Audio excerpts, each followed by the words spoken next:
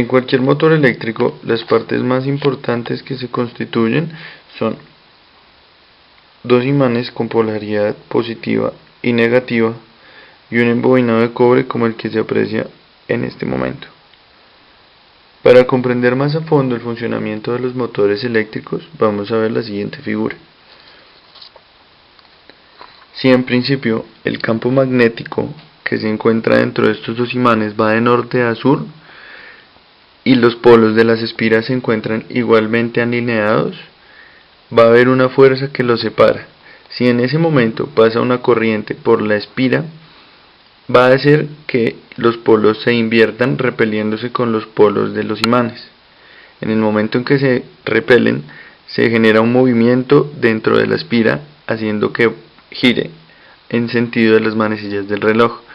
En ese momento la corriente se invierte nuevamente y los polos de las espiras nuevamente se repelen con los polos de los imanes, generando así nuevamente un movimiento en el sentido de las manecillas del reloj. Esto se debe a la inversión continua y constante de corriente, haciendo una inversión de los polos entre los imanes y la espira. En ese momento se va a generar el movimiento. Para cualquier motor eléctrico se encuentran dos tipos de corriente: la corriente alterna y la corriente continua.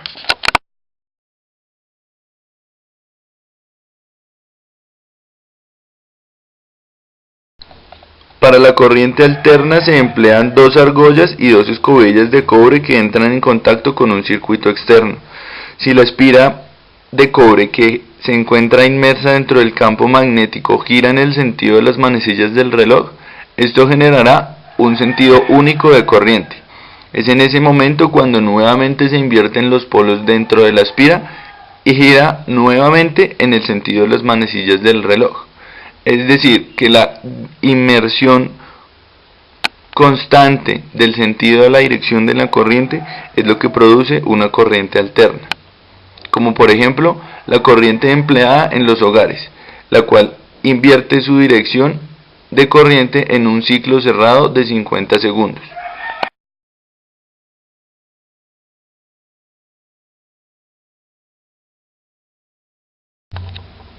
Para la corriente continua se usa un conmutador y unas escobillas de cobre. Este par de elementos juntos cumplen la función de invertir la dirección de la corriente justo en el momento en que se está invirtiendo la dirección de la corriente dentro de la espira de cobre o el embobinado. En consecuencia, la corriente del circuito va siempre en la misma dirección, aunque la dirección del embobinado lleve una corriente alterna.